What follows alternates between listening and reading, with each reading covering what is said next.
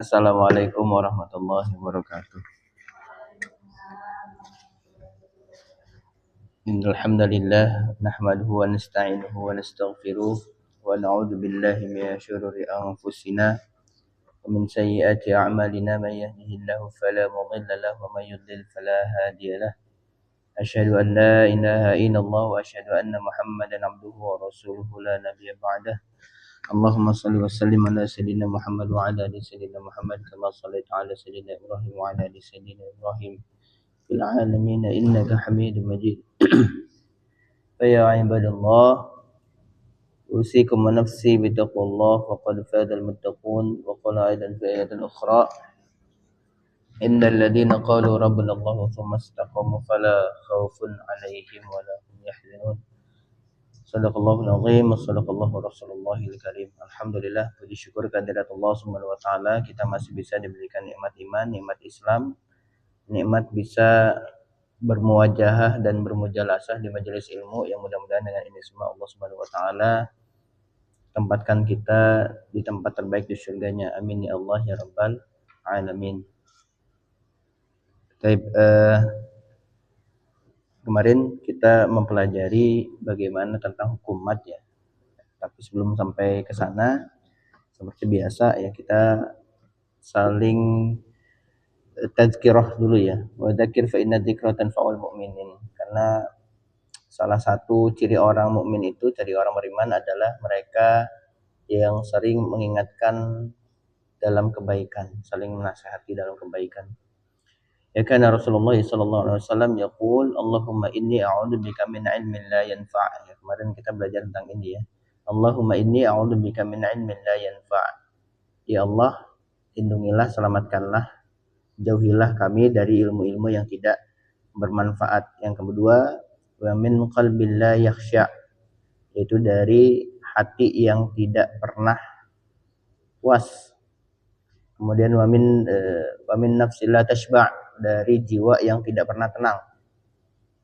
Kemudian wa min da'wati la yustajabu laha, dan dari doa yang tidak terkabulkan. 4 hal ini menjadi hal yang sering manusia lakukan.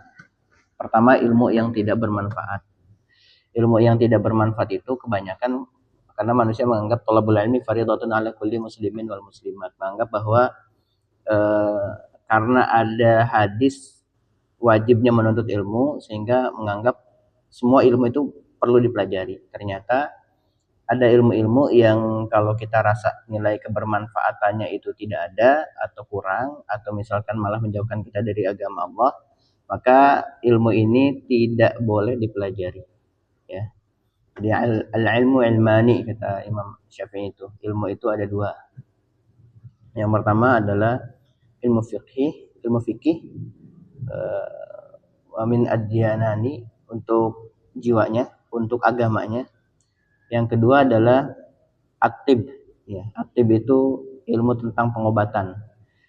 Ilmu pengobatan ini yang dia lil abdani, untuk badannya. Jadi sebagaimana badan kita perlu dijaga, maka jiwa kita juga perlu dijaga. Salah satunya adalah dengan mempelajari ilmu fikih. Waalaikumsalam warahmatullahi wabarakatuh. Ya, makanya ini tidak setiap ilmu itu wajib kita pelajari. Nah, kemudian agar kita lebih juga mencintai Rasulullah SAW dan memahami bagaimana cara beliau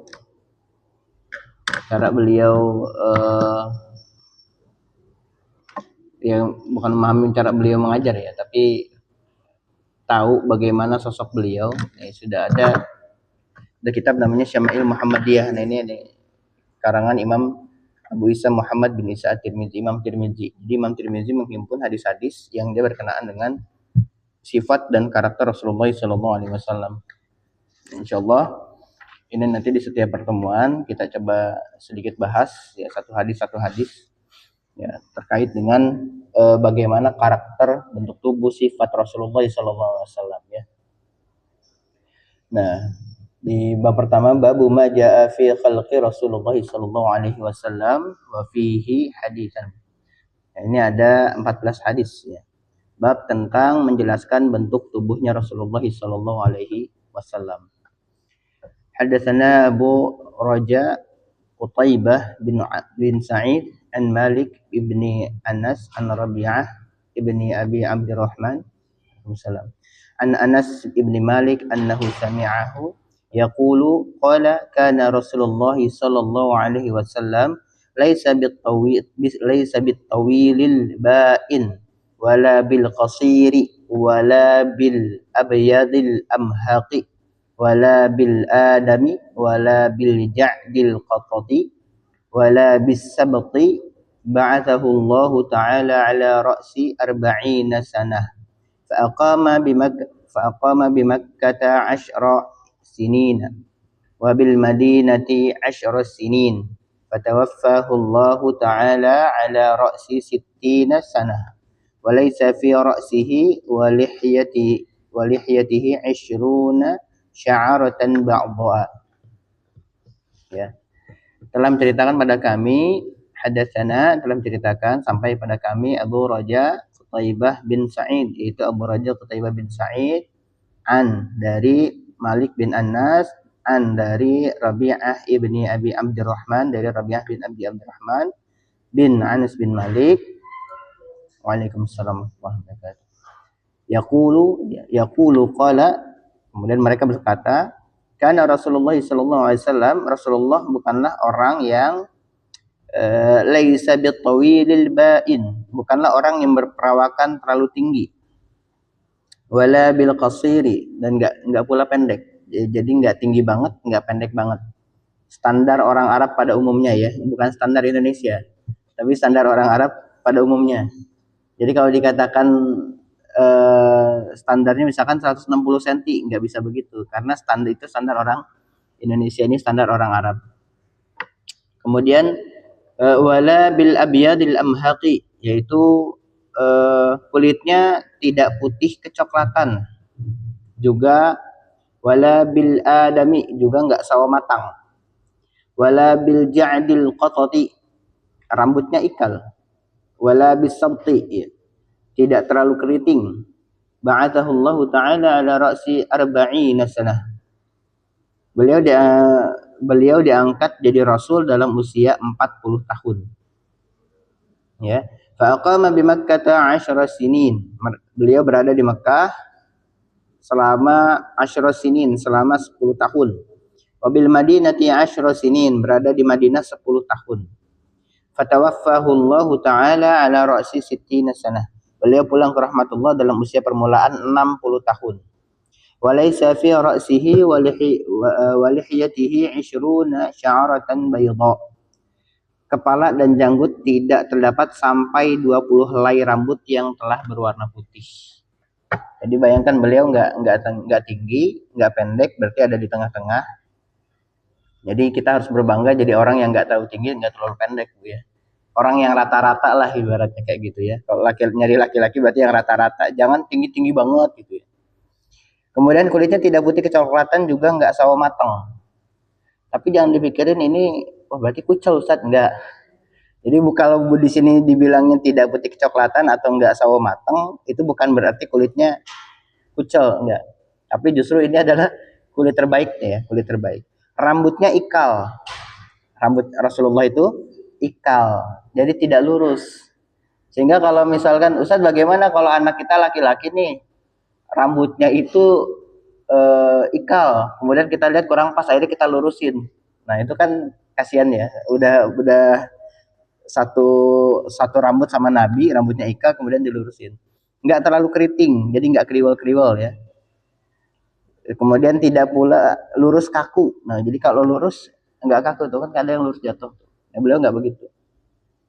Nah, ini juga menjadi salah satu ciri pertama ya yang disebutkan oleh Imam Tirmizi, dan yang luar biasanya ini disebutkan sampai kepala dan janggutnya tidak terdapat sampai 20 helai rambut yang telah berwarna putih.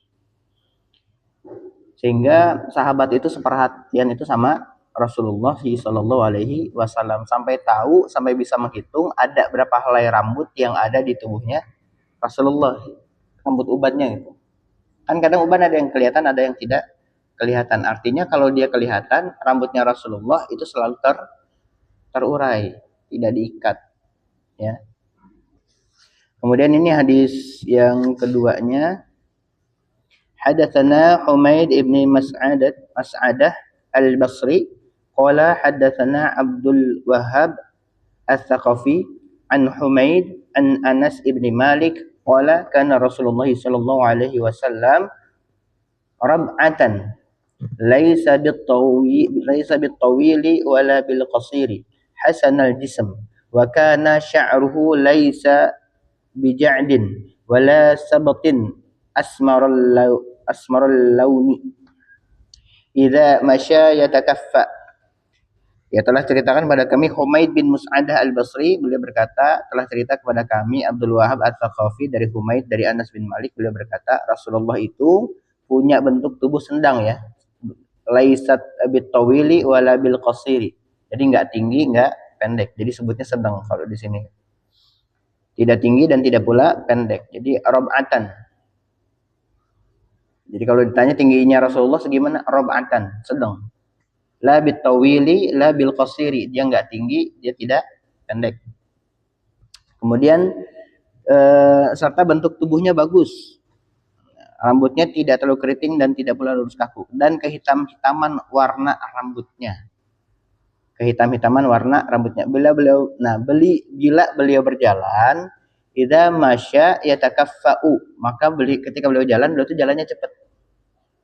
Ini yang kemarin saya bilang gitu ya, Rasulullah tuh nggak lari, beliau tuh jalan kaki, kalau nggak salah 9.000 langkah setiap hari minimal, berarti bisa lebih, 9.000 langkah minimal setiap hari. Kita kadang-kadang baru 3.000, wah udah 3.000 udah dihitung berapa kalori yang terbakar kan. Beliau 9.000 setiap hari, ya. Dan itu jangan bayangkan udaranya sama kayak kita. Bayangkan itu di gurun pasir yang panas, yang tandus, itu jalan kaki 9.000 langkah setiap hari. Jadi kalau mau ngikutin kayak Nabi gimana? Ustaz, apakah kita harus nyari tempat yang panas di gurun pasir? Enggak, ya. Berarti langkah kita didobelkan, bisa 2 kali atau 3 kalinya. 2 kali atau 3 kalinya, berarti 18.000 langkah atau 27.000 langkah. Itu setara apa segimana? Segimana kira-kira? 6.000 langkah itu sekitar 30 menit lah, ya. 6.000 langkah 30 menit. Berarti kalau misalkan kita mau 18.000, berarti 3,5 jam jalan kaki. Sekitar 90 menit jalan kaki full, tidak ada jeda. Dan jalan kakinya cepat, tidak pelan-pelan. Kebayang Bu ya? Kebayang ya? Makanya Nabi itu sakitnya cuma 2 kali. Yang pertama ketika diracun, yang kedua ketika akan wafat gitu ya. Nah ini penting, artinya Rasulullah itu menjaga kesehatannya dengan jalan kaki. Jadi kalau jalan tuh sahabat tuh kadang-kadang ngos-ngosan. Kenapa? Karena Nabi itu kalau jalan kaki itu kayak orang nurunin bukit, cepet gitu ya. Ya, kemudian hadis ketiga, hadatsana Muhammad ibni Bashar yakni Abdi qala hadatsana Muhammad ibni Ja'far qala hadatsana Syu'bah an Abi Ishaq qala sami'tu Al-Bara bin Azib yaqulu kana Rasulullah sallallahu alaihi wasallam rajulan marbu'an ba'ida ma bainal mankibaini azimal jummati ila syahmati udunaihi alaihi hullatun hamra ma ra'aitu syai'an qattu ahsana minhu. Telah cerita kepada kami Muhammad bin Bashar, beliau berkata, telah bercerita kepada kami Muhammad bin Ja'far, beliau berkata, telah bercerita kepada kami Syu'bah dari Abi Ishaq, beliau berkata, saya dengar dari Bara bin Azib. Ya, beliau berkata, Rasulullah sallallahu alaihi wasallam itu perawakannya sedang, ya. Rajulan marbu'an. Kemudian ba'ida ma bainal mankibaihi. Beliau itu berpundak bidang, rambutnya lebat terurai, azimal jummati ila syahmati udunaihi. Rambutnya lebat terurai sampai daun telinga. Ya, daun telinga, Bu. Jadi Rasul sampai daun telinga. Ada juga mengatakan sampai pundak ya. Jadi berpundak bidang. Bukan dadanya bidang, pundaknya bidang. Artinya itu panjang segini, Bu. Ya. Beliau pernah menggunakan pakaian yang berwarna merah. Aku tidak pernah sama sekali melihat orang yang lebih tampan dari beliau. Berarti warna merah itu salah satu warna yang sering dipakai Nabi. Ada warna merah, ada warna hijau, ada warna putih. Jadi kalau ini pakaiannya warna merah ya. Kemudian yang keempat, hadatsana Muhammad ibni Ghailan qala hadatsana Waqi' qala hadatsana Sufyan ats-Tsauri an Abi Ishaq anil Bara' bin Azib qala ma ra'aitu min dhi limmatin fi hullatin hamra ahsana min Rasulillah sallallahu alaihi wasallam lahu sya'run yadribu mankibaihi ba'ida ma bainal mankibaini lam yakun bil qasiri wala bit tawili. Ini dari Muhammad bin Ghailan, beliau berkata telah menceritakan pada kami Waqi, beliau berkata telah cerita pada kami Sufyan ats-Tsauri dari Abi Ishaq, beliau berkata saya mendengar Bara bin Azib berkata aku tak pernah melihat orang yang berambut panjang terurus rapi. Jadi Nabi itu rambutnya nggak acak-acakan. Sehingga ini yang harus kita ajarkan ke anak-anak, yang laki-laki khususnya, kan kadang-kadang nggak mau disisir kalau yang laki-laki. Bener nggak, Bu? Paling susah tuh nyisirin anak laki, karena anaknya laki-laki. Susah itu kalau nyisirin. Tapi ternyata Nabi itu adalah pribadi yang dia selalu mengurus rambutnya. Jadi rambutnya itu sering dipakein bukan minyak telon, apa sih namanya tuh ya? Bukan minyak angin. Pakai minyak apa namanya tuh? Minyak zaitun ya, pakai minyak zaitun rambutnya, jadi rambutnya mengkilat. Kalau sekarang Ustaz kalau nggak ada nemu minyak zaitun pakai apa? Pakai minyak, jangan pakai minyak krem aja, Bu ya. Biasanya kan kalau yang anak kecil tuh pakai minyak kelapa tuh biar rambutnya bagus ya, biar rambutnya tuh hitam, rambutnya tuh lebat. Nah itu tuh pakai kayak ini kesunahan ya, ini kesunahan. Jadi Rasulullah itu selalu mengurus rambutnya. Beliau mengenakan pakaian merah. Yang lebih tampan dari Rasulullah adalah rambutnya mencapai kedua bahunya. Jadi kebayang, Bu ya, rambutnya sisir ke belakang, mengkilat, sampai kedua bahu. Jadi sampai ada yang ngelihat mungkin dari samping ngelihatnya daun telinga nyampe sini. Ada yang ngelihatnya dari belakang, ternyata rambutnya sampai bahu. Ini juga menjadi apa ya, kadang-kadang kalau saya ke santri itu ketika kita razia rambut, mereka bilang Ustadz kan Rasulullah tuh rambutnya sampai sebahu, kenapa kita harus dicukur gitu ya, kenapa harus dicukur, ini sunnah Nabi gitu ya. Ya itu agak susah tuh ngebantahnya, susah karena memang Nabi itu selalu memanjangkan rambut. Jadi gondrong, Nabi gondrong, tapi versi gondrongnya gondrong rapi, bukan gondrong yang berantakan, gondrong yang nggak pernah nyampo, gondrong yang nggak pernah ngurus rambutnya gitu ya, gondrong yang acak-acakan enggak. Jadi kalau sekarang ada opa-opa Korea yang rambutnya dikebelakangin segala macam, Nabi udah lebih dulu ya. Kalau kita, jadi kalau ngelihatnya tuh gini, kalau ada artis yang ganteng banget ya, rambutnya ke belakang rapi gitu ya, ganteng. Nah itu tuh sudah lebih dulu Nabi viral pada zamannya dibandingkan orang-orang zaman sekarang. Ya. Beliau bukanlah kedua bahunya bidang. Ya, beliau bukanlah seorang yang berpostur tubuh pendek dan tidak pula terlalu tinggi. Kalau yang terlalu tinggi siapa? Perawakannya yang tinggi banget itu ada Umar bin Khattab, Khalid bin Walid, Hamzah bin Abdul Muthalib, itu tinggi orangnya. Bahkan satu riwayat menyebutkan hampir 3 meter tingginya Umar itu. Jadi tinggi besar, 3 meter segimana coba. Ya itu kalau masuk sini nunduk Umar itu ya. Kalau masuk sini mungkin nunduk beliau. Kalau yang pendek siapa? Sayyidina Ali, itu tuh pendek. Sayyidina Ali itu tidak seperti gambar, wah ini wajahnya tampan. Iya, wajah beliau tampan, tapi tingginya pendek. Jadi Sayyidina Ali itu pendek. Di antara para sahabat yang lain yang tubuhnya pendek. Kalau sekarang tuh apa ya bahasanya tuh? Gempal pendek. Itu Sayyidina Ali. Gempal pendek itu Sayyidina Ali. Ada tubuh sahabat yang kurus sekali, yang kalau pakai celana melorot terus, Bu. Coba Abu Bakar. Itu kalau pakai celana melorot terus. Kurus banget Abu Bakar itu. Saking kurusnya. Kemudian kalau ngomong pelan sekali. Jadi kalau beliau ngomong tuh harus dekat dulu gini, set. Ya, gitu. Saking pelannya gitu. Nah, itu kebalikan sama Umar. Umar tinggi besar, badannya kekar gitu kan, suaranya lantang, kalau ngomong tuh dari ujung sini sampai ujung sana prajurit tuh pasti dengar.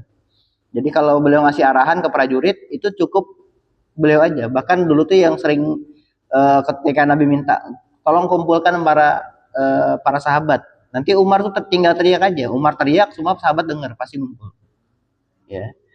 Kayak kebayang orang 3 meter suaranya lantang. Assalamualaikum. Nah, sampai setan aja putar arah kalau ketemu, kalau Umar lewat setan putar arah gitu ya.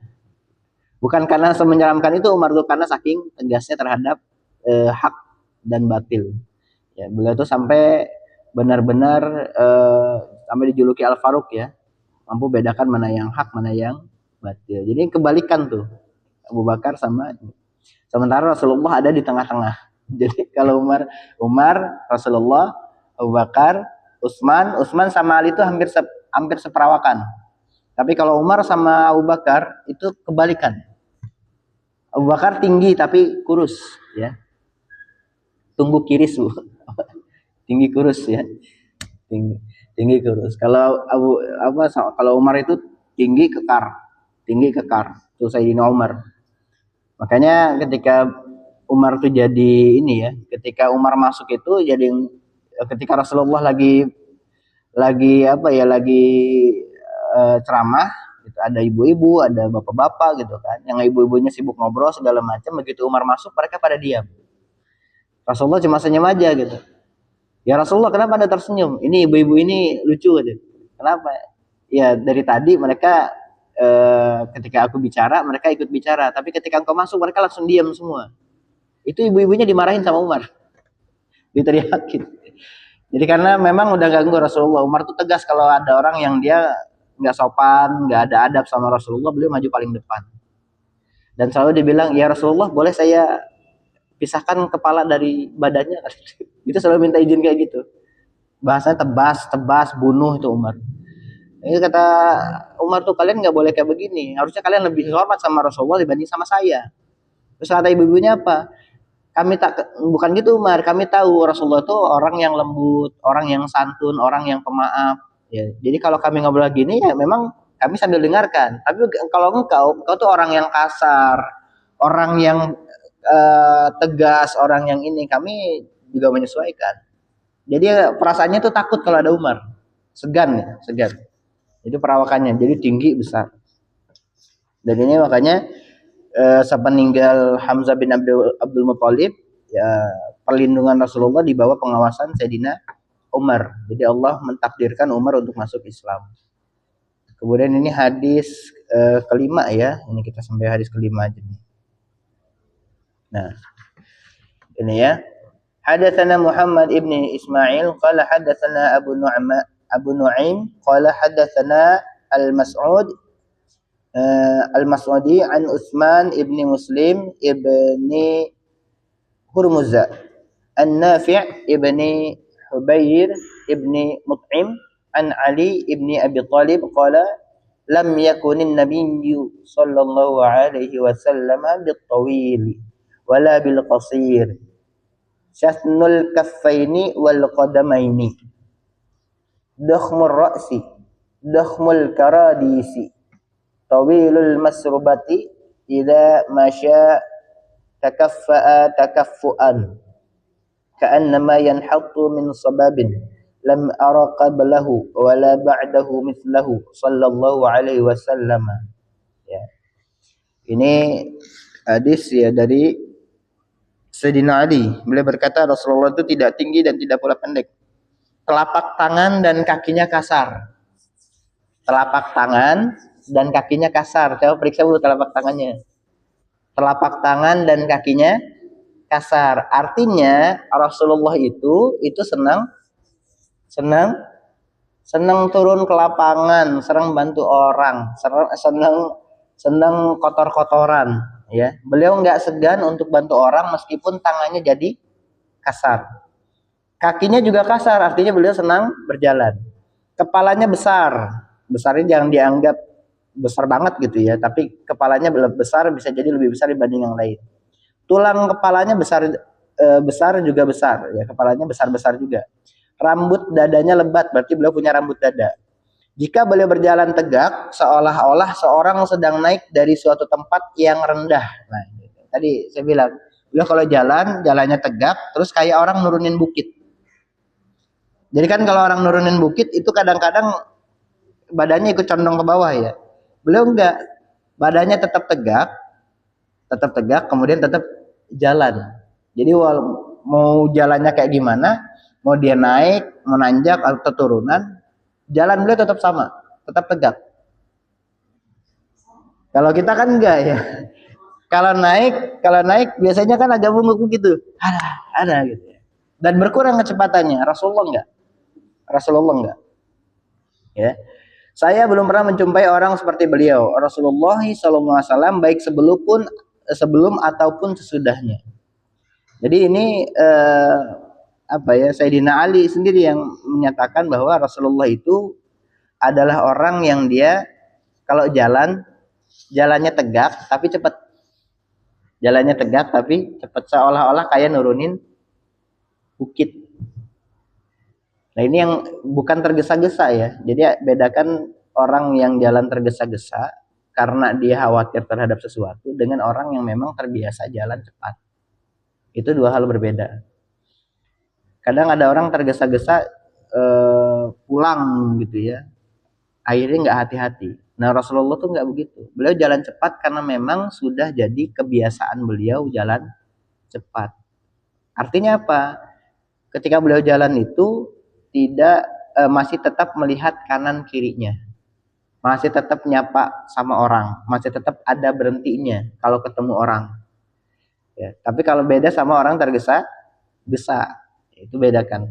Makanya di sini yang mudah-mudahan kita mendapatkan kebaikan ya dari mengetahui bagaimana karakter Rasulullah SAW dari kitab Syama'il Muhammadiyah yang diterangkan oleh Imam Tirmidzi. Makanya Rasulullah itu pribadi yang santun, pemaaf dan yang lain-lain gitu ya. Dan ini bukan hanya isapan jempol, tapi memang tertulis di hadisnya seperti itu. Nah, makanya akhirnya diikuti oleh para sahabat, diikuti oleh para muridnya, para imam. Contoh Imam Syafi'i itu nggak akan terkenal sekarang kalau muridnya tuh nggak nulis tentang Imam Syafi'i. Makanya ada manakib Imam Syafi'i, ada manakib Imam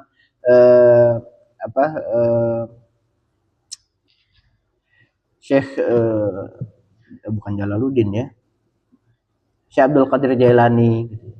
Itu ada manakibnya dan yang lainnya. Itu ditulis oleh muridnya. Guru saya dulu begini, guru saya dulu begini, guru saya dulu begini. Untuk apa sebetulnya? Itu untuk memberikan contoh bahwa kadang-kadang agama ini secara teori mungkin seperti itu, tapi secara kenyataannya itu berbeda. Beberapa kali Rasulullah SAW itu juga melakukan hal yang serupa. Rasulullah pernah bilang orang yang paling baik, orang baik itu meninggalnya di hari Senin. Orang yang baik itu meninggalnya di hari Jumat, tapi Rasulullah meninggalnya di hari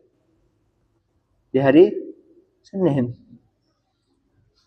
Tapi beliau pernah bilang orang baik itu meninggalnya di hari Jumat. Apakah Rasulullah bukan orang baik? Baik. Ya, tentu orang baik.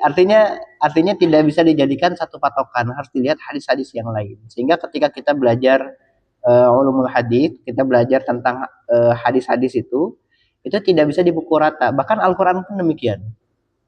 Contoh begini, kemarin tuh ada pertanyaan seperti ini. Ustaz, kenapa sih kalau ada orang tetap maksiat meskipun dia ngafal Quran?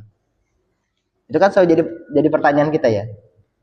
Ada orang ngafal Quran tapi dia masih berbuat kesalahan gitu ya, masih maksiat. Nah, ini yang harus kita pahami adalah dosa itu terjadi karena kita melakukan maksiat. Nah, maksiat itu nanti dibagi, ada maksiat besar, ada maksiat kecil. Contoh misalkan umpamanya begini, ada laki-laki suka sama perempuan. Laki-laki suka sama perempuan, itu pintu utamanya adalah suka. Pintu awalnya suka. Muara akhirnya bisa jadi dosa besar pada saat apa? Mereka berbuat zina. Muara akhirnya. Makanya di Al-Qur'an itu ada bahasa wala taqrabuz zina, jangan deketin zina. Artinya zina itu batas akhirnya. Kalau sudah kadung zina, maka ini yang akan susah nanti ke depannya. Ya, ini akan susah ke depannya. Nah, ini juga ada di ayat Al-Qur'an alladzina yajtanibuna kaba'iral itsmi wal fawahisha illa lamam inna rabbaka wasi'ul maghfirah. Itu orang-orang tuh ada orang-orang yang dia melakukan dosa-dosa nyerempet-nyerempet ke dosa besar. Orangnya nyerempet ke dosa besar. Contoh misalkan kayak gini, ada kecelakaan, kemudian salah satu dia antara motor lah ya, motor A sama motor B. Kemudian salah satunya meninggal. Kemudian kita terucap, coba aja nggak sampai tabrakan, cuma nyerempet doang. Paling luka-luka gitu, nggak sampai mati. Jadi batasnya mati kan, kadang-kadang kita sering gitu ya. Coba aja nggak begini, pasti lukanya cuma segini doang. Tapi luka nggak Bu? Luka nggak? Ada bekasnya nggak? Ada traumanya nggak? Ada. Dosa tuh kayak begitu. Dosa, kalau udah orang udah nyerempet-nyerempet ke dosa besar, itu lukanya makin lama makin banyak. Ada dosa-dosa kecil tuh. Jadi gini ya, kita terangkan sedikit. Orang bisa dosa, ini kan karena maksiat ya. Ya. Nah, pada saat maksiat ini, ada orang yang beranggapan gini, akan kita nggak sampai zina, kita cuma pacaran aja loh gitu.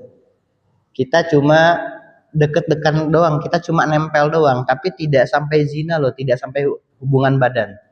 Ini zina di sini hubungan badan ya, tidak sampai hubungan badan. Maka dia akan menganggap itu adalah hal yang diperbolehkan bagi dirinya. Kan banyak kayak gitu ya, orang anggap kita kan nggak sampai hubungan badan, sehingga menganggap bahwa dirinya tetap dimaafkan. Ini disinggung di surat An-Najm. Tadi saya bacanya ayat 32. Wala taqrabuz zina, uniknya juga di ayat 32 surat Al-Isra.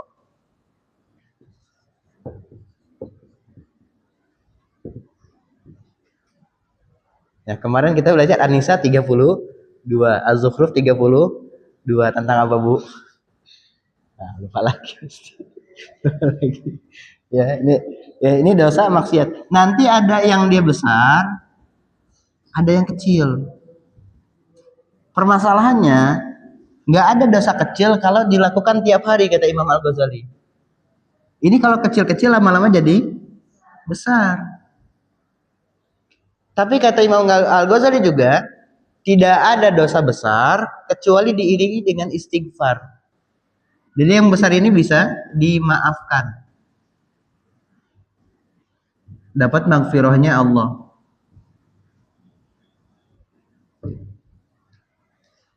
Nah, kebanyakan yang jadi besar itu ada orang-orang yang sini, Bu. Yang banyak ini. Orang-orang awam yang menganggap bahwa saya kan nggak sampai mabok, saya kan nggak sampai merkosa orang, saya kan nggak sampai membunuh. Tapi orang-orang yang berbuat dosa besar ini, sekali mereka taubat itu dimaafkan. Tapi yang kecil-kecil ini, yang sering lakukan dosa kecil, mereka nggak tahu batasan kapan itu jadi besar. Sehingga lebih sulit mana taubatnya? Yang kecil dibandingkan yang besar. Kalau yang besar itu sekali, ya Allah, saya langsung merasa dirinya hina di mata Allah. Taubatnya dapat nggak? Dapat. Kalau yang kecil tiap hari nggak berasa ini. Tiap hari nggak berasa, akhirnya tiba-tiba dia jadi dosa besar. Maka kata Imam Al-Ghazali, ini dawuhnya Imam Al-Ghazali ya.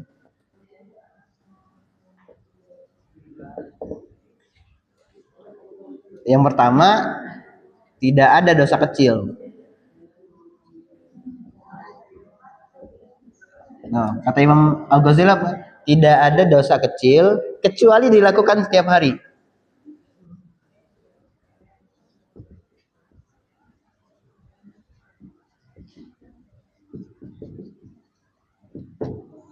Yang kedua, tidak ada juga dosa besar. Dosa besar tuh nggak ada kata Imam Al-Ghazali. Kecuali diiringi dengan istighfar.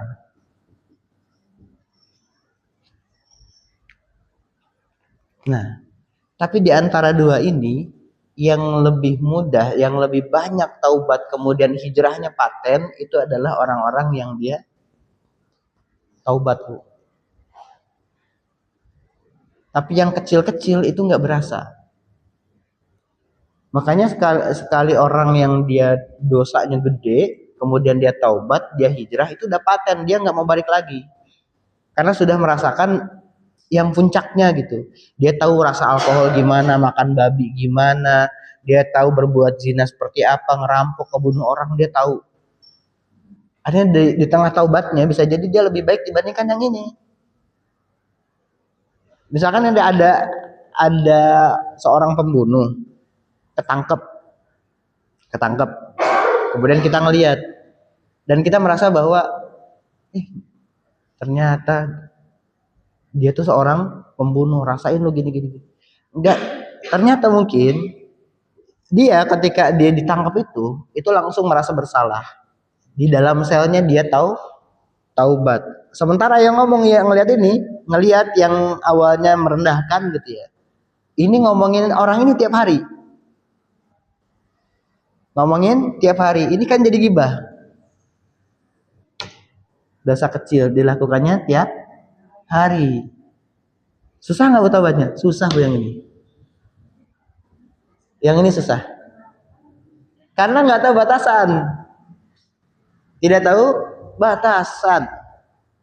Ya terkait batasan ini nanti dijelaskan di Quran surah Ali Imran ayat 200 kalau nggak salah. Ya ayyuhalladzina amanu sabiru wa sabiru wa rabbitu wattaqullaha la'allakum tuflihun. Ya, jadi kalau kita tuh kadang-kadang ada orang yang dia sengaja ini batas nih. Ini halal, ini haram. Ini misalkan ini 9, ini 10 gitu ya. Dia ada di mana? Dia sengaja jalan-jalan ada di sini, Bu. Sengaja di sini. Belum sampai haram, masih bisa ini. Belum sampai haram, belum kena, belum masuk nih. Nah, ada orang-orang yang berjani itu disinggung di surat Ali Imran ayat 200.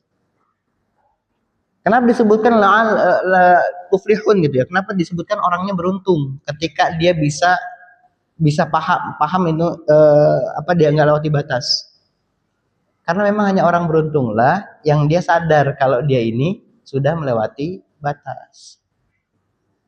Jadi Al-Quran itu ada golongan-golongan di Al-Quran yang memang relate sama keadaan kita sekarang.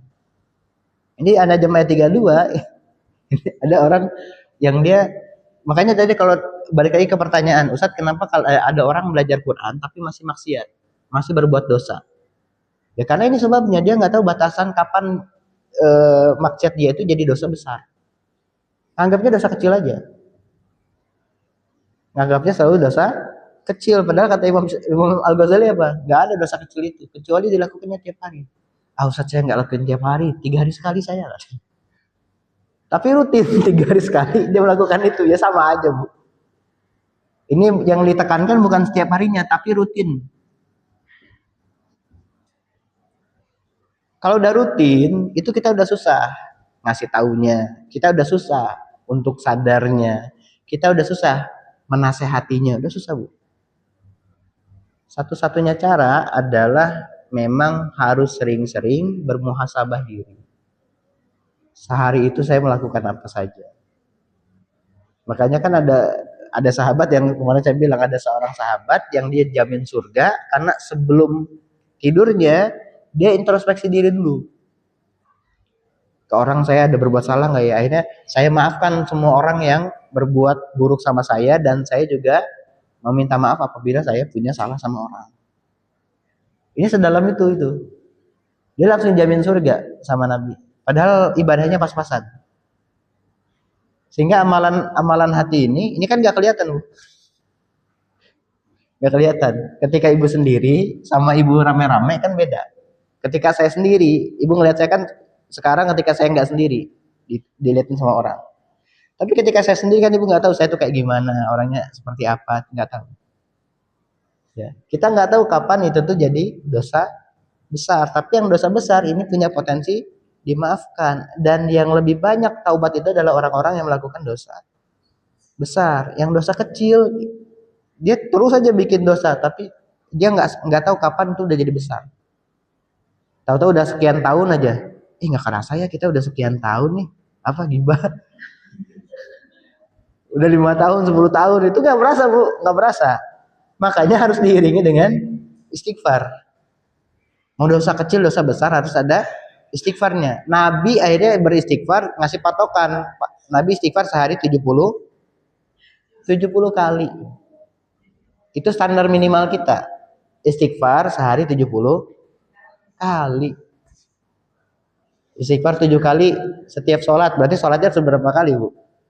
10 kali sholatnya. 5 waktu yang wajib, 5 waktu sunnah. Itu mudahnya kayak gitu. Itu minimal. Standar minimal. Rasulullah tetapkan standar minimal kayak begitu. Maka nanti yang banyak masuk neraka yang mana sebetulnya? Orang-orang yang dia melakukan dosa-dosa kecil ini. Ya, orang-orang yang melakukan dosa kecil itu karena nggak berasa dia. Ya. Alladzina yajtanibuna kaba'iral itsmi wal fawahisha illal lamam. Orang yang menjauhi dosa-dosa besar dan perbuatan keji kecuali kesalahan-kesalahan kecil. Ya. Kecuali kesalahan-kesalahan kecil. Jadi orang-orang itu kadang orang tuh sibuk menjauhi dosa yang besar, tapi dosa yang kecil tetap dilakukan. Ustadz, saya nggak minum khamar loh. Iya. Ustadz, saya nggak berzina loh. Iya. Ustadz, saya nggak ngerampok bank loh. Iya. Ustadz, saya nggak ngebunuh orang loh. Iya. Tapi, nah ada tapinya. Ini sebutin dosa-dosa kecil. Tapi saya kadang-kadang suka ngomongin teman saya. Ustadz, kadang-kadang saya nggak bantu ibu saya. Kadang-kadang ngomong saya tinggi sama orang. Saya nggak mikirin perasaan orang. Itu dosa-dosa kecil yang bisa punya potensi jadi dosa besar. Karena selama ini yang digaris bawahi, di bold itu adalah dosa besarnya. Zinahnya, yang nggak boleh kan makan babi. Rampok, akhirnya dia ngerampok. Kebanyakan preman yang saya pernah ketemu orang pinggiran lah, marginal orang pinggiran, ya anak-anak pang kayak gitu. Teman saya ada anak pang tuh tinggal di jalanan bertahun-tahun. Kemudian disuguhi ini kan, lu makan babi nggak? Enggak lah, haram itu kan. Haram makan babi, tapi dia nyolong. Jadi dia nyolong. Nah itu lo pakainya dari mana? Ya ngambil aja tuh dari rumah orang. Nyolong namanya itu. Ya tapi kan gua nggak makan babi itu. Tapi kan saya tidak makan babi. Saya ngafalin Quran tapi ya. Nah ini ya kayak begitu. Itu kok konsepnya kayak begitu sama. Logikanya. Jadi kebanyak orang dia peduli sama dosa besar tapi nggak peduli sama dosa kecil. Yang akhirnya apa? Yang dosa kecil ini ngejerumuskan mereka itu ke kehancuran, ke dosa-dosa besar. Dan itu nggak sadar. Karena kalau dosa kecilnya nggak kelihatan, dianggapnya sepele aja. Alah, cuma gini doang. Tiap orang bikin dosa, nanti kita sholat juga selesai. Nggak juga. Atau misalkan kayak kemarin, dosa-dosa kecil itu bisa terhapus dengan kita puasa Arafah. Kan setahun yang akan datang, kata para ulama itu menghapus dosa-dosa kecil. Tapi puasanya yang kayak gimana dulu? Bukan cuma nahan lapar minum doang. Itu kan yang susah. Ya, itu yang susah. Makanya ini penting. Kenapa saya sampaikan begini? Karena memang kebanyakan dari kita itu tidak sampai aware, tidak sampai kemudian melihat bahwa dosa-dosa kecil yang kita lakukan, ya, yang nggak sadar kita lakukan itu punya potensi bahwa kita ke neraka. Ya, naudzubillah min dzalik ya. Makanya ini eh, bagian dari tadzkirah juga, wa dzakir fa inna dzikra tanfa'ul mu'minin. Itu sesama orang mukmin kita harus saling mengingatkan. Ini bisa jadi bahan juga nanti tolong sampaikan ke teman-temannya, ke anaknya, ke suaminya gitu ya. Jadi jangan sepelekan dosa kecil. Karena punya potensi jadi dosa besar, dan taubatnya lebih susah, Bu, karena kita nggak merasa kalau itu tuh dosa besar. Ada loh orang-orang yang beranggapan bahwa taubat itu hanya dilakukan saat kita melakukan dosa besar. Sholat taubat dilakukan pada saat kita melakukan dosa besar. Ada nggak? Ada, Bu, yang beranggapan kayak begitu. Jadi bagi dia, berbuat zalim sama orang atau nggak minta maaf sama orang, nggak memaafkan orang, itu adalah bagian dari hal-hal yang kecil. Ini hal-hal biasa. Ini hal-hal yang biasa. Bahkan kadang gini ya, sesimpel begini, kita kan cuma nggak suka sama orang, kita cuma benci sama orang, tapi kan kita nggak sampai ngebunuh dia.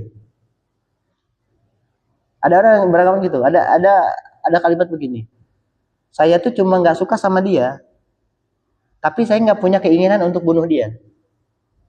Jadi kalaupun nggak suka ya udah, saya lebih baik menghindar, itu lebih aman. Boleh nggak Bu ini dilakukan? Boleh nggak? Yang kita tuh cuma nggak suka. Ini ada si A, ini si B. Kan kemarin saya bilang disinggung di surat Al-Hujurat ya, ayat 11. Jadi ada kelompok A, ini kelompok B. Ustadz, saya ini tuh saling benci. Tapi pertanyaannya, benci ini ada niat bunuh atau enggak? Saya bilang, Ustadz, tapi saya benci, tidak bunuh. Enggak ada niat bunuh. Tapi ada benci yang bisa jadi dendam, kemudian jadi bisa punya niat bunuh. Pertanyaan selanjutnya adalah, membunuh ini membunuh secara fisik atau tidak? Karena di zaman sekarang itu ada pembunuhan secara fisik, ada pembunuhan secara mental. Dua-duanya sama-sama membunuh. Yang satu kalau bunuh fisik itu ketahuan, tapi bunuh secara mental ini nggak bisa di forensik, nggak bisa dianalisa. Ya. Jadi ketika ini saya kan nggak niat bunuh, Ustaz. Oke, nggak niat bunuh secara apa? Fisik atau jiwanya? Saya cuma benci. Kalau benci ini kan ke jiwa, Bu. Itu berpengaruh sama orang yang benci dan dibenci. Percaya sama saya. Itu pengaruh sama orang yang benci dan dibenci. Makanya ada ain kan? Tahu ain, Bu? Ya, makanya ada ain. Kita nggak boleh sembarangan posting foto tertentu atau posting kita lagi kesenangan tertentu gitu ya. Tapi ada juga ulama yang bilang ain itu sebetulnya hanya ada di bani apa gitu ya. Jadi memang ada satu bani yang dia kalau dia ngelihat apa ya, ngelihat orang, dia sangat suka sekali atau sangat benci sekali, orang yang dilihatnya bisa langsung sakit. Itu kena ain. Ya, jadi ada pendapat ulama kayak begitu. Jadi tidak setiap orang bisa ngasih ain ke orang lain. Tidak setiap orang. Ya, makanya kalau kita lihat ke sana,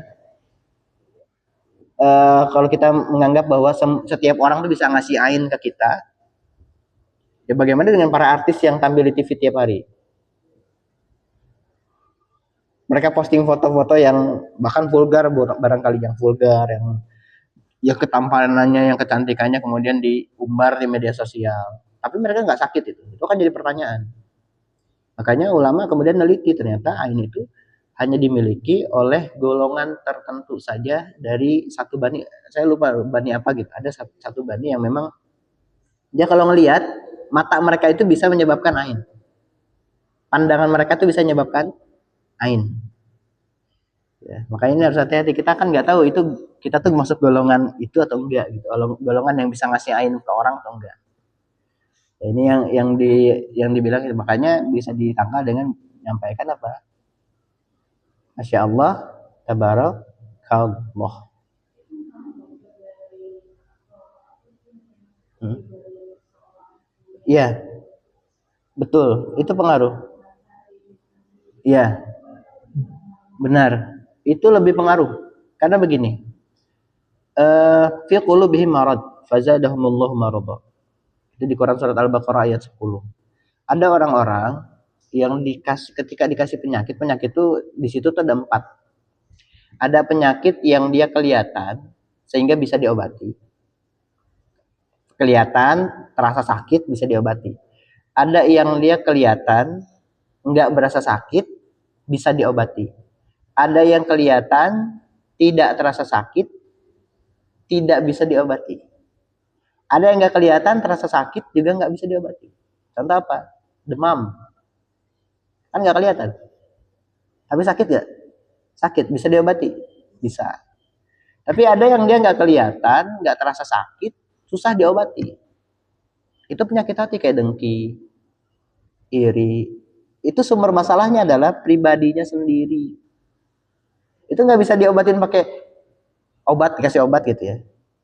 Kasih obat nggak bisa, bu minum obat ini nanti irinya habis. Wah itu laku pasti bu. Ada yang bisa jualan, ibu punya obat itu laku pasti laku. Iri, dengki, pengen hilang nih, segala macam. Itu laku pasti obatnya. Tapi itu nggak bisa dihilangin.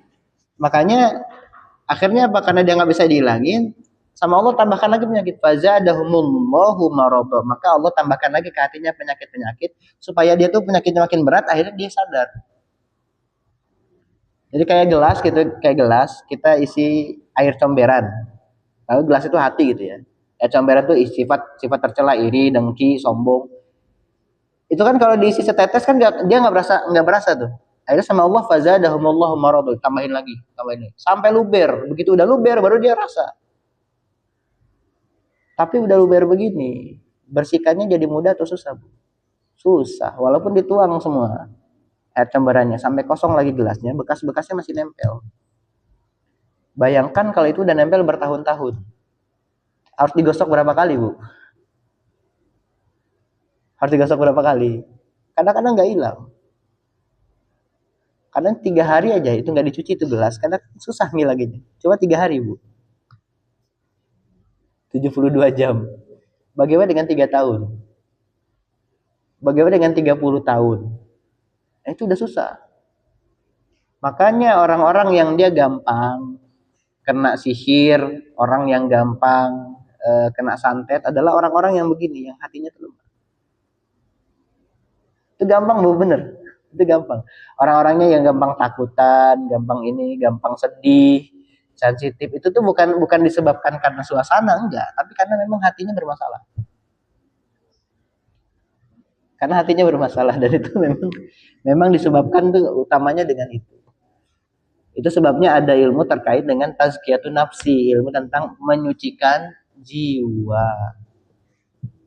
Ini yang dipikirkan sama para ulama gitu. Artinya menyucikan jiwa ini susah. Nggak bisa dengan ritual-ritual kayak penyembelihan hewan, ritual kayak ngasih persembahan, bikin sesajen, nggak bisa hilang dengan itu. Ya, tidak bisa hilang dengan itu. Makanya ini penting kita sering-sering muhasabah, atau ada punya teman yang sering bisa ngingetin itu. Inilah pentingnya punya teman yang soleh, katanya sahabat Abu Sa'id Al-Khudri. Jadi nanti kita ini akan saling benci nanti. Di akhir itu gak akan mudah saling benci, kecuali teman-teman yang dia akar pertemanannya karena kebaikan, saling nasihati dan yang lain-lain. Yang saling benci itu kayak gimana? Teman kerja, itu kan kadang-kadang cuma teman karena di pekerjaan. Teman sekolah, jarang ada teman sekolah yang bisa berteman sampai sekarang, jarang, Bang. Teman TK, wah Ustadz saya punya teman TK sampai sekarang masih keren tuh, Bu. Keren, karena udah beda ini ya, udah beda dimensi. Taman kerja juga sama, hanya di pekerjaan, begitu nyampe rumah udah pribadinya masing-masing. Ya beda lagi kan, kecuali kalau tetangga Bu. Kecuali tetangga. Tetangga ini pasti bertahun-tahun. Pasti bertahun-tahun. Apalagi tetangganya depan-depanan rumah, pasti ada cekcoknya Bu. Iya. Mesti ada cekcoknya, apalagi kalau udah bertahun-tahun. Tapi karena udah bertahun-tahun, dia melakukan kesalahan yang sama, kayaknya lumrah aja, biasa aja gitu.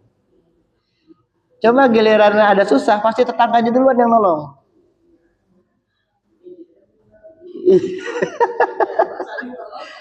Iya, tetangga. Makanya kalau udah level pertemanannya udah tinggi, itu udah nggak, cekcok itu udah biasa, marahan tuh biasa, besoknya bisa baikan lagi. Sekarang marahnya besoknya masih ngirimin sop juga. Udah lu daripada marah-marah nih gua kirimin sop.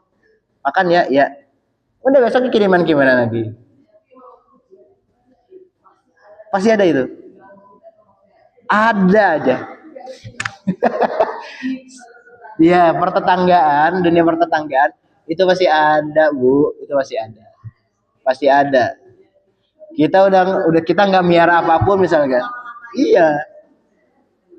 Kita nggak miara apapun, tiba-tiba kebagian kotorannya. Itu juga. Ya. Kebanyakan kayak gitu, iya, Bu. Jangankan tetangga, sama saudara. Nabi Adam tuh kan anaknya cekcok.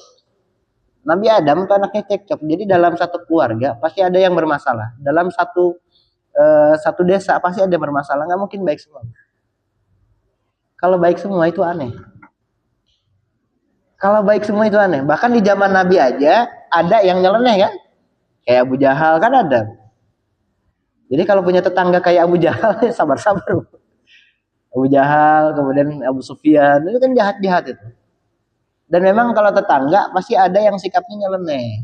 Ada nanti yang kayak Abu Nuwas, ya, Abu Nawas gitu ya. Ada yang kayak begitu. Nanti ada lagi kayak Nuaiman di zamannya Nabi. Ada yang nyeleneh. Nuaiman tuh nyelenehnya luar biasa, sahabatnya lah dijual. Jual sahabatnya. Sahabatnya dijual, untanya tamunya Nabi dibunuh, Bu. Ini ada Nabi lagi kedatangan tamu, yang jaga itu ada Umar, ada Hamzah bin Abdul Muthalib, di situ ada ya ada yang pokoknya yang kekar-kekar gitu kan. Nuaiman ikut duduk situ, terus kata Hamzah itu, ini untanya bagus ya. Kalau kita gulai nanti malam kayaknya mantap ini gitu. Nuaiman dengar. Kalau saya berani nyembelih, kamu mau emang? Coba aja kalau berani, ditantangin gitu. Nuaiman langsung ngambil, ya udah saya pulang dulu. Dikiranya bercanda. Pulang dia ngambil pisau. Gorok, zret, jatuh kan. Tuh, udah saya sembelih. Sekarang giliran kalian. Sekarang saya mau pergi dulu ya. Disembelih aja. Padahal orang yang datang itu baru mau masuk Islam. Lagi nanya-nanya tentang Islam sama Nabi. Begitu datang ke situ untanya mati gimana? Itu kerjaan Nuaiman. Ada orang sejahil kayak gitu. Jahilnya tuh jahil, bukan iseng. Kalau iseng bukan ini ya. Kalau beda lah. Jahilnya nakal kan? Itu jahil nakal. Tapi apa Nabi begitu lihat? Ya itu Umar sama Hamzah itu mukanya langsung pucet. Gimana cara kita ngomong sama Nabi ini? Orang kayak kita kecolongan gitu. Ibaratnya ini ada Umar, ada Hamzah, itu dua orang paling kuat. Ini masih kecolongan, disuruh jagain untanya tamunya, Nabi kecolongan sama Nuaimannya pergi kabur. Begitu mau pulang tamunya itu lihat Hamzah sama Umar lagi benerin itu. Ya Umar, kenapa ini katanya itu? Ya Rasulullah, Nuaiman katanya. Coba bilang gitu aja Rasulullah langsung senyum. Oh iya udah. Sekarang ambil dari Baitul Mal unta terbaik, kemudian hadiahkan lagi sama mereka 2 kali lipat. Jadi satu unta itu ganti 2. Nuaiman. Sekarang kita cari Nuaiman sama-sama. Bahkan setelah Rasulullah wafat itu Nuaiman tuh kerjaannya adalah nongkrong di depan Masjid Nabawi. Nongkrong Bu depan masjid. Ada Nuaiman. Jadi orang kalau ngeliat Nuaiman langsung melipir.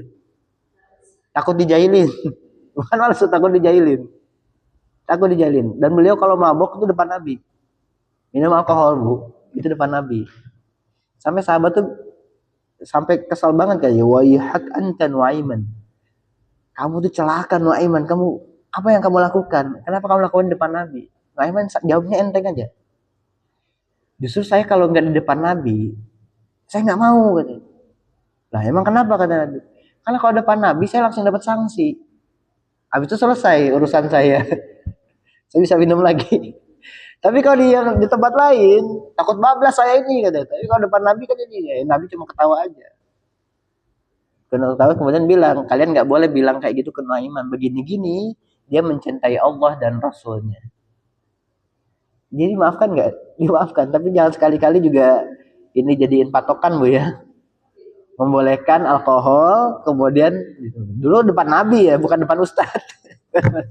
Ustadznya beda sama Nabi. Ya, ini adalah perkara-perkara yang memang harus kita sadari terjadi di lingkungan kita. Di zaman Nabi juga terjadi, tapi respon Nabi itu tidak meledak-ledak, tidak jadi ini ya, tetap bersikap baik sama tetangganya. Dan ini adalah adab yang memang diajarkan sama Rasulullah Sallallahu Alaihi Wasallam. Walaupun sulit, tapi tetap harus kita tiru sekali atau 2 kali lah. Ya, jangan nggak ditiru sama sekali. Sampai sini ada pertanyaan dulu Bu? Boleh? Ya. Pernah.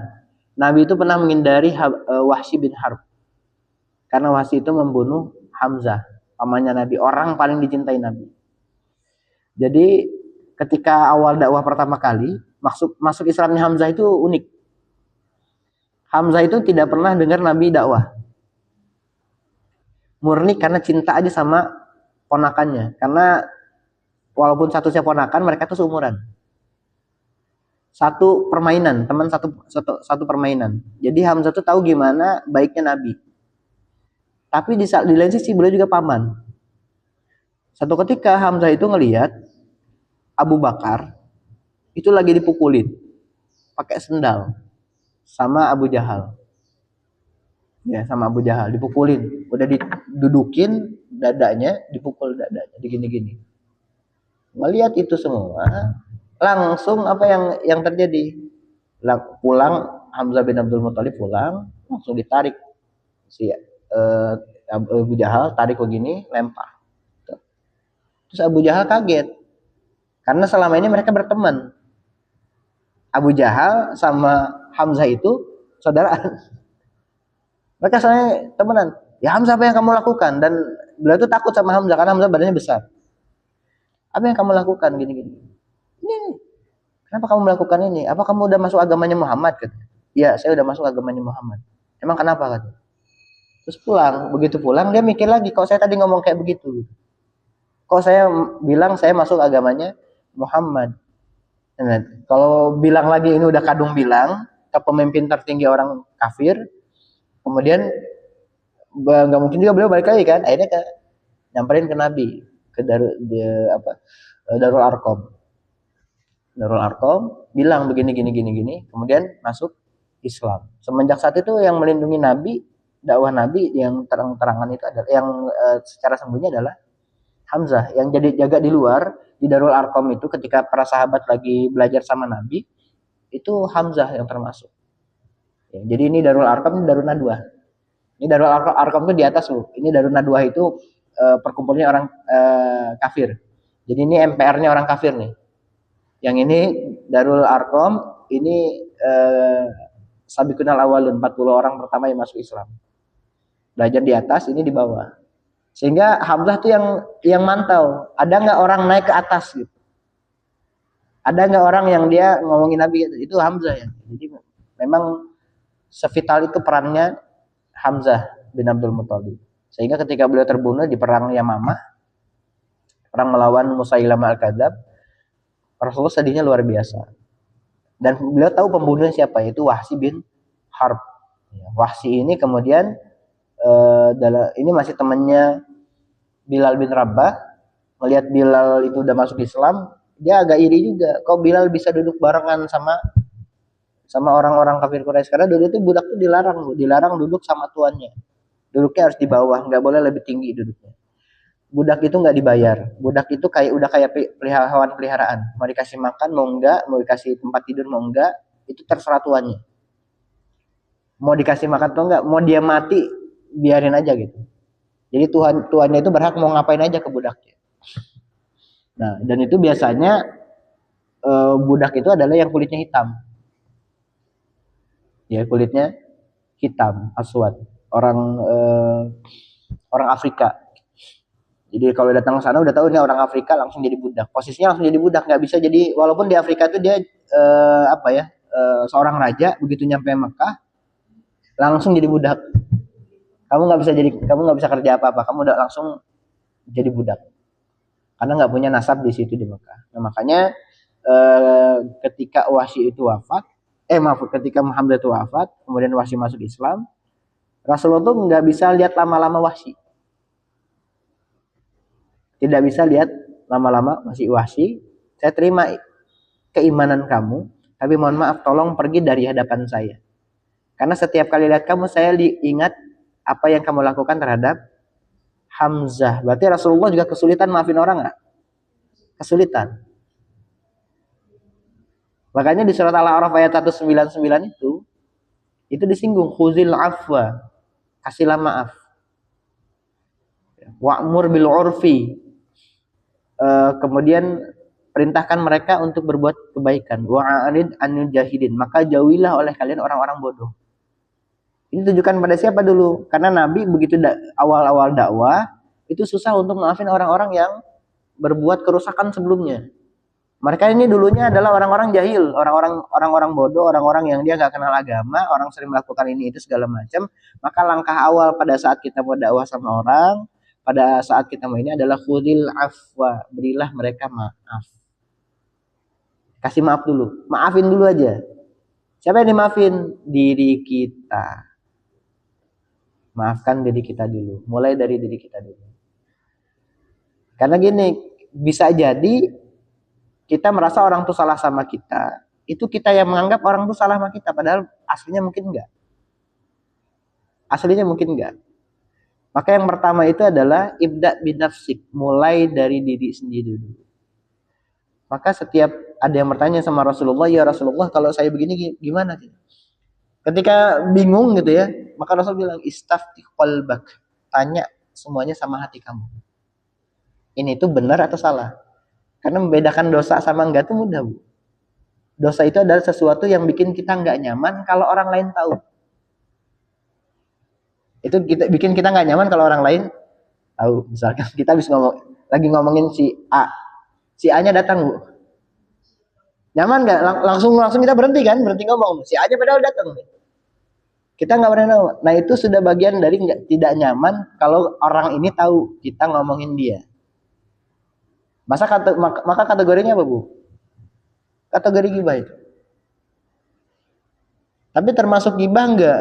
Kita tuh ngomongin ada orang mabok di satu tempat, kemudian bilang, oh ini orang ini mabok, harus kita apain lah?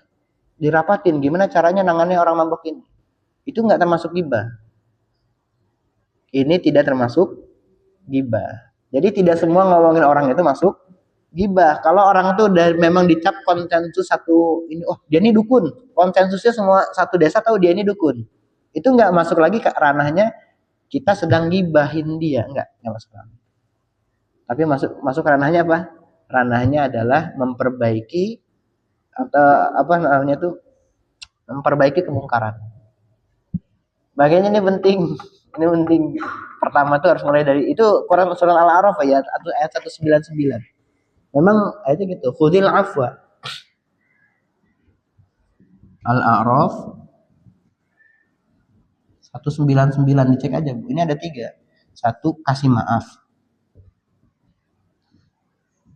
Yang kedua, suruh orang buat baik.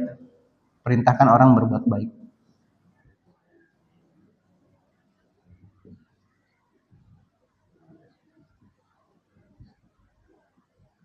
Yang 3, jauhi orang-orang bodoh. Nah ini Ini yang susah, Bu. Orang-orang bodoh ini orang-orang kayak gimana? Orang yang udah tahu itu tuh salah tapi tetap dilakukan. Kita ada di perkumpulan gibah. Kita tahu mereka salah, tapi nggak kita jauhi. Kita tetap di situ. Ya, bukan berarti merendahkan mereka. Karena kita tahu itu nggak baik, akhirnya kita narik diri. Kasih aja alasan apapun.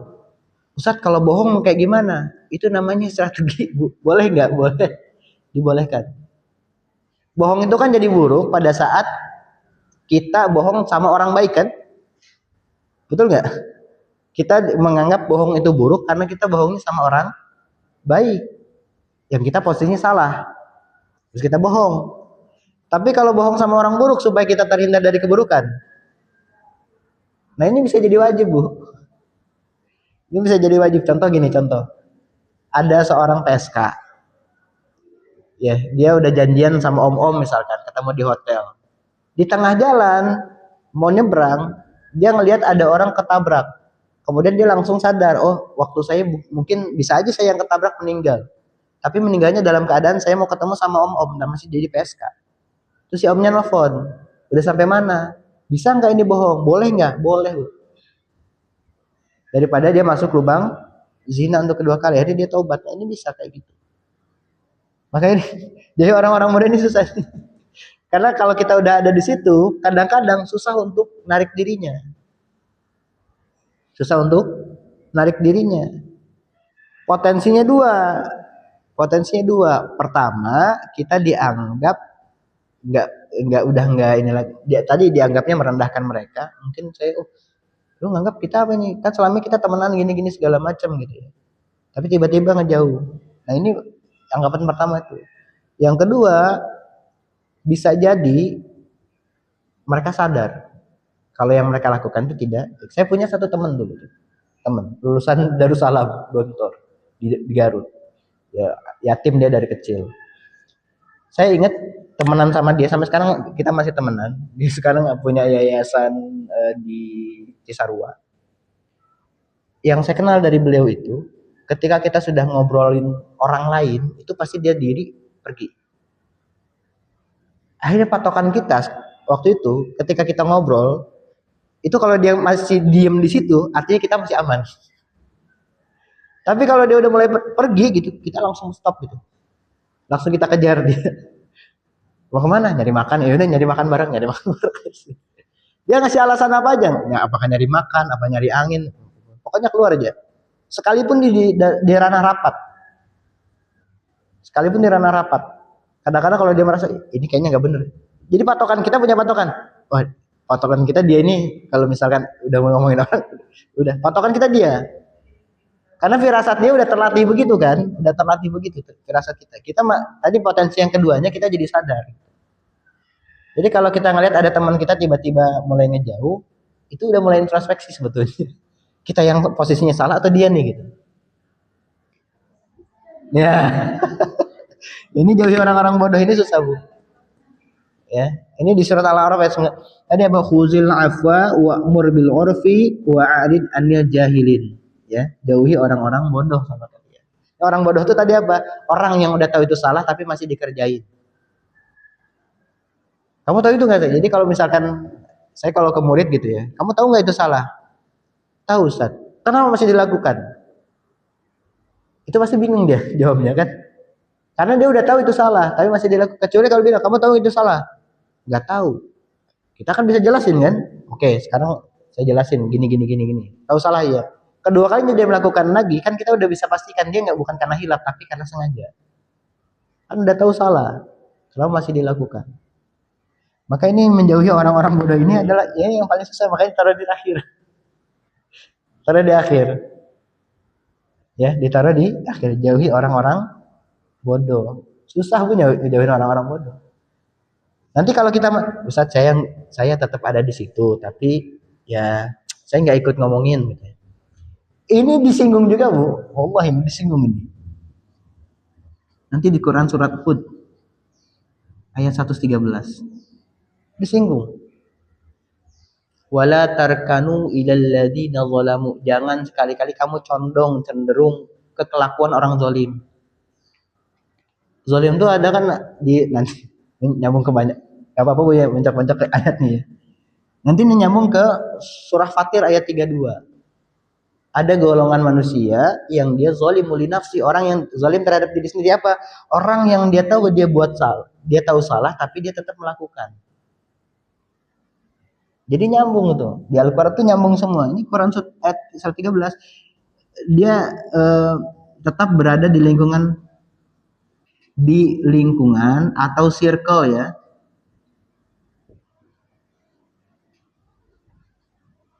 Orang zalim. Memang nggak diceburin ke neraka Bu, enggak, tapi dicolek api neraka, fatasahum nar. Dicolek. Sentuh doang, sentuh Bu. Sentuh doang. Ini kan balik lagi ke sini ya. Dia merasa ini tuh kecil.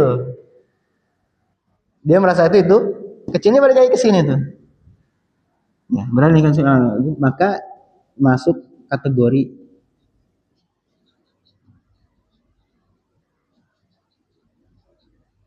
nah, itu masuk kategori mereka, Bu. Jadi cuma ibu cuma duduk di situ, ini orang lagi ngomongin jelek, ibu nggak pergi dari situ, itu masuknya apa? Dianggapnya circle, dianggapnya hatinya sudah condong ke situ. Makanya bahasanya wala tarkanu, tarkanu itu cenderung, kecenderungan, condong. Ibu merasa mungkin saya enggak kok Ustaz, nggak condong ke sana. Bilangnya kayak gitu, tapi ibu tetap di situ kan susah orang percayanya. Ada lingkungan orang lagi ngegibahin ini gitu. Terus ada orang lihat, itu lagi apa? Dia lagi ngegibahin ini. Kok kamu ada di situ? Berarti kamu bagian dari? Enggak, saya nggak bagian dari situ. Saya cuma dengerin doang. Nah itu kan bisa jadi kan jadi punya orang akan mikir berarti orang ini punya potensi membongkar rahasia temennya kan. Nah justru dia yang lebih parah ini, orang seperti lebih parah Bu, karena dia punya potensi bongkar aib temennya. Nah, diam-diam lebih bahaya nggak?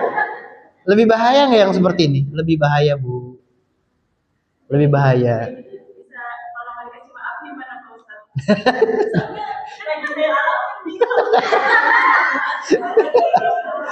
Ini berat nih, ini berat nih, lagi ngalamin gitu ya. Nah, makanya tadi ya.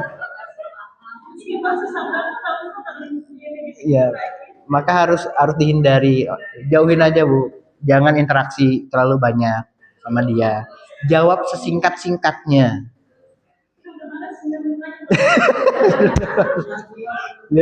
Iya. Karena begini kadang-kadang ini relate ya, akan kita alami nih, betul akan kita alami. Kan tadi saya cerita, Nabi aja mengalami itu. Nabi ngalamin itu. Bahkan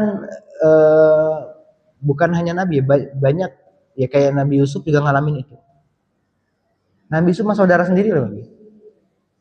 Nabi Yusuf dicepuin sama saudara sendiri. Kebayang nggak? Nabi Yusuf dicepuin sama saudara sendiri. Makanya ketika anaknya udah banyak, biasanya ada satu yang tukang cepu, ada yang satu tuh jadi soleh banget, ada yang satu membuat onar. Ibu kalau punya saudara banyak, ada saya 10 bersaudara, ada salah satu yang tukang berbuat onar, ada satu yang bagian ngingetin, ada satu yang bagian di tengah-tengah. Saya ngikut aja lah, ini ngikut itu ikut. Nah ini ngikut itu ngikutin yang bahaya ini sebetulnya.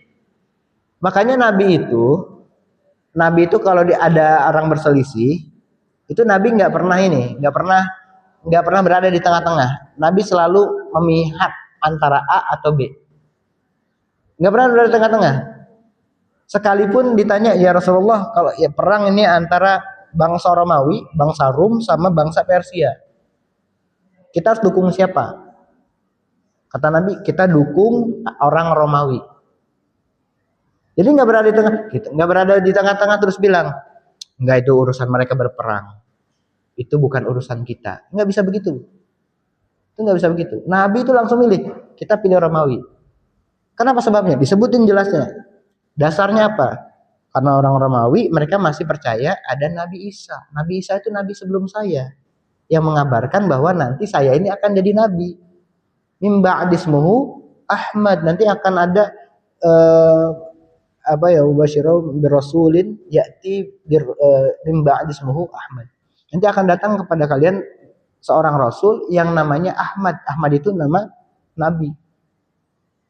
Ya, sebelum jadi Muhammad. Nah, makanya ketika Nabi itu lebih dekat dengan kita, akan lebih mudah kita dakwahi dibandingkan orang Persia yang dia nyembah api. Jadi kalau kita ditanya A atau B, saya mah kemana aja bisa, nggak bisa gitu Bu, nggak bisa begitu, bener. Karena ketika ibu bilang kayak begitu, punya potensi keduanya, itu hati ibu nggak bisa bohong. Hati itu nggak akan bisa dibohongin. Ketika lisan kita bilang, Ustadz saya mah nggak ikut-ikutan, saya nggak milih si A nggak milih si B, hatinya pasti ada condong ke salah satu, itu mesti. Lisan bisa nipu, hati enggak. Hati enggak. Hati kita tuh bisa jawab kita tuh layak berteman dengan siapa. Karena gini, ruh-ruh kita itu dulu 50.000 tahun yang lalu di Lauhul Mahfuz itu udah berkumpul. Kemudian nggak sengaja ketemu lagi di dunia, maka kadang-kadang kita baru ketemu kok kita kayak nyambung ya. Baru ketemu, tapi orang Sunda tuh bilang, tapi nggak sekahatean gitu. Saya ketemu sama Ustadz Engkar tuh baru di sini. Ngobrol ketemu 2 kali 3 kali, beliau bilang, kok kayak saya udah kenal lama sama Ustadz ya. Padahal saya baru ketemu beliau baru 3 kali 4 kali di sini. Tapi begitu ke rumahnya cerita banyak segala macam, itu beliau cerita juga banyak hal ke saya yang nggak diceritain ke orang. Ternyata kok bisa sedekat ini ya, kok nyambung ya. Makanya beliau bilang tuh apa yang sumbernya dari hati akan sampai ke hati. Maka hati kita tuh nggak bisa dibohongin Bu. Ya bisa lisan bilang senyum lisannya, iya. Tapi senyum ini cuma gugurin kewajiban, nggak tuh senyumnya kan kelihatan. Yang bisa jawab itu adalah hati kita. Makanya tanya ke hati kita, layak nggak kita berada di sini? Layak nggak dia jadi teman saya? Atau cuma kenalan doang aja? Yang itu kemarin saya bilang level pertemanan ada 4, ada masih ingat nggak?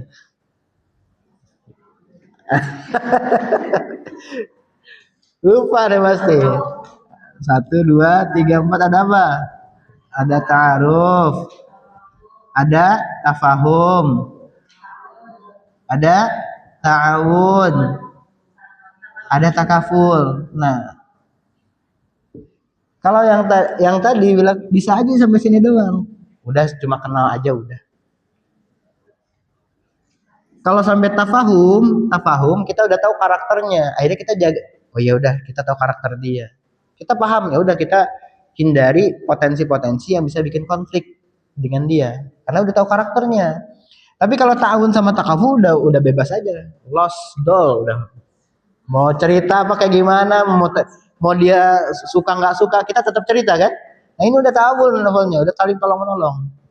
Kita marah sama dia marah sama kita, tapi kalau dia punya masalah tetap kita bantu. Kita punya masalah, satu-satunya minta bantuan ke dia. Nah, tetap ini ta'awun. Nah, levelnya Rasul dengan para sahabat ini takaful. Level udah saling nanggung beban. Kayak Sayyidina Abu Bakar itu nggak peduli Rasulullah beban kayak gimana. Lihat muka Rasulullah senyum, beliau ikut senyum. Jadi Abu Bakar itu apa yang kelihatan dari mukanya Rasulullah itu wajah yang ditampilkan sama Abu Bakar juga.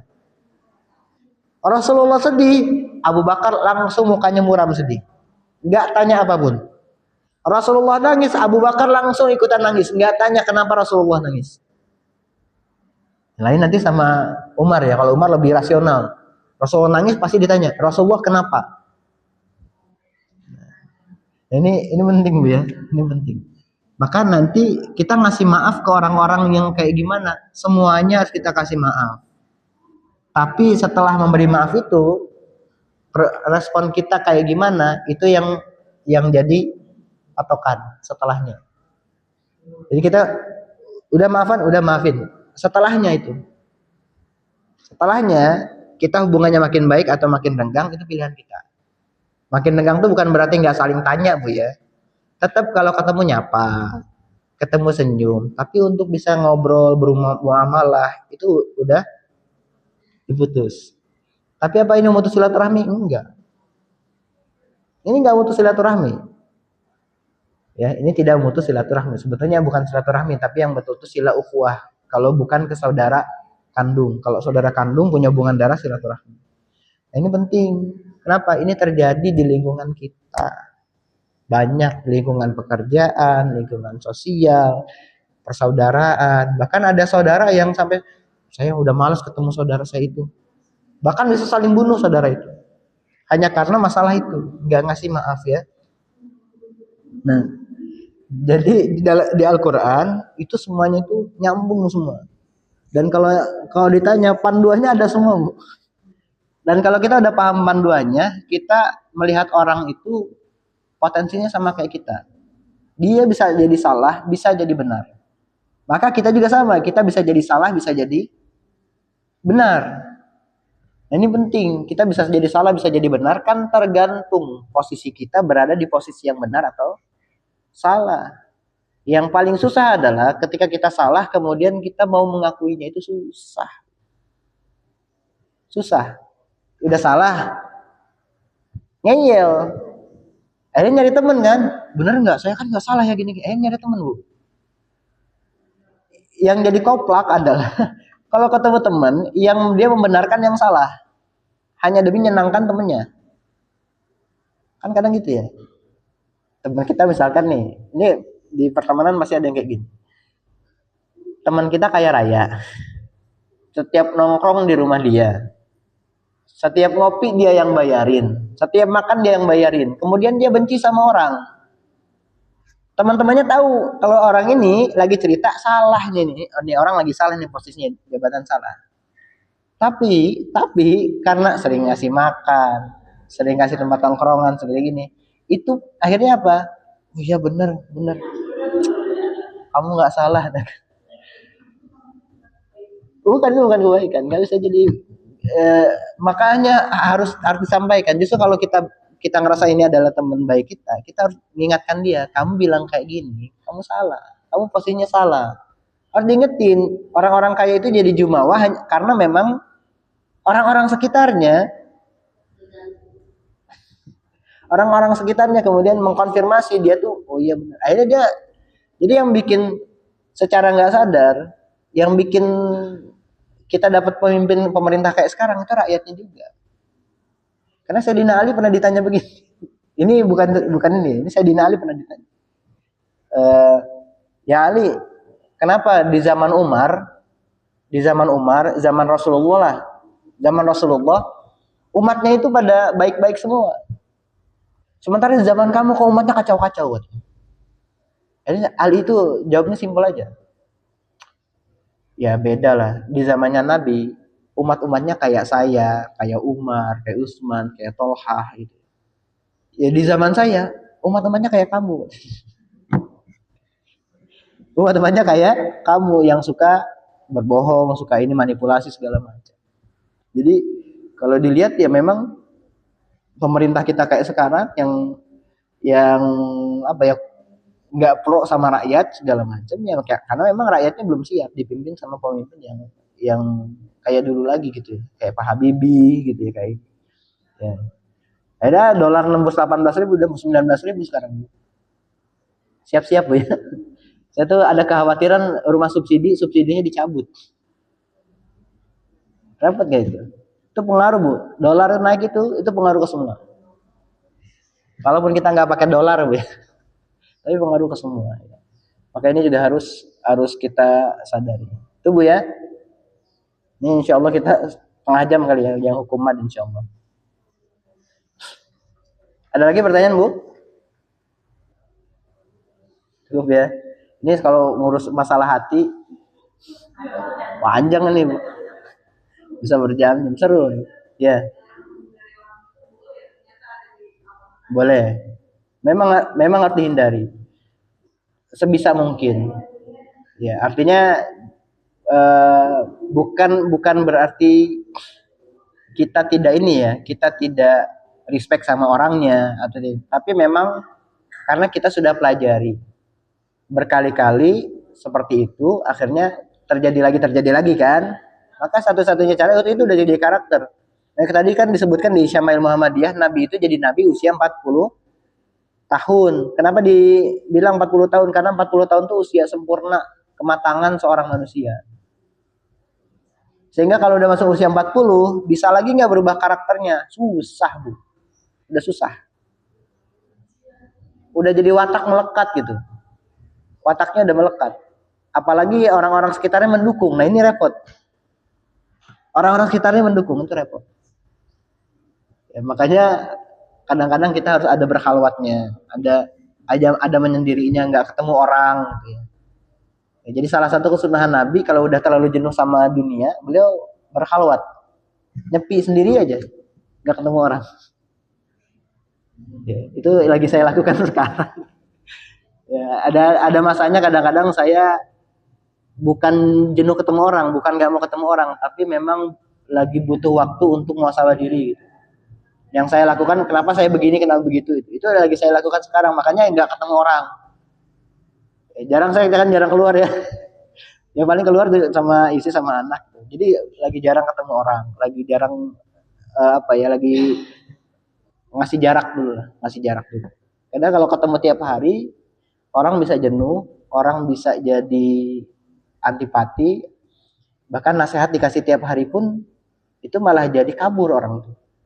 Nabi Nuh itu ngasih nasihat siang malam, Bu, sama umatnya. Akhirnya umatnya bosan, kabur, Bu. Karena nggak ada jeda. Dan ngasih nasihatnya bukan sehari 2 hari.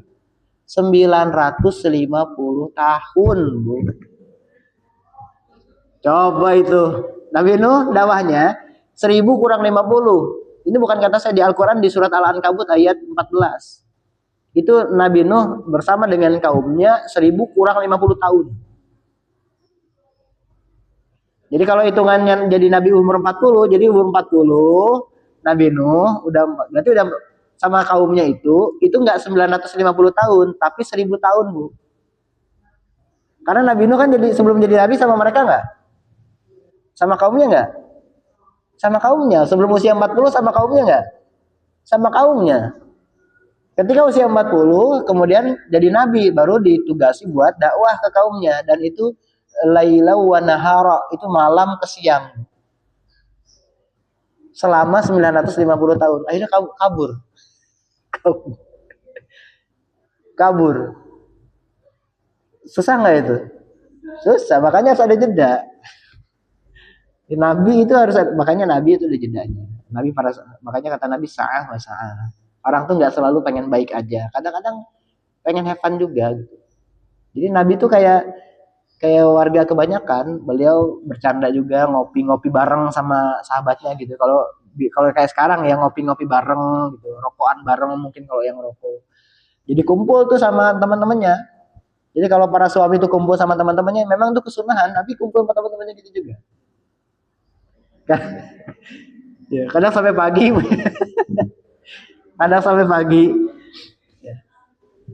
Ya makanya sekarang saya lagi banyak di rumah sebetulnya. Jadi baru keluar lagi sekarang nih. Baru saya ke masjid baru sekarang. Jadi memang saya ngasih jarak buat diri saya lah. Ngasih jarak buat diri saya supaya nggak banyak ngomong terlalu lebar kemana-mana. Penting, Bu, ya. Ada lagi? Cukup ya. Ini masuk materinya 1 jam baru masuk materi ya. Jadi kita mulai 8:30 karena udah jam 10 insyaallah.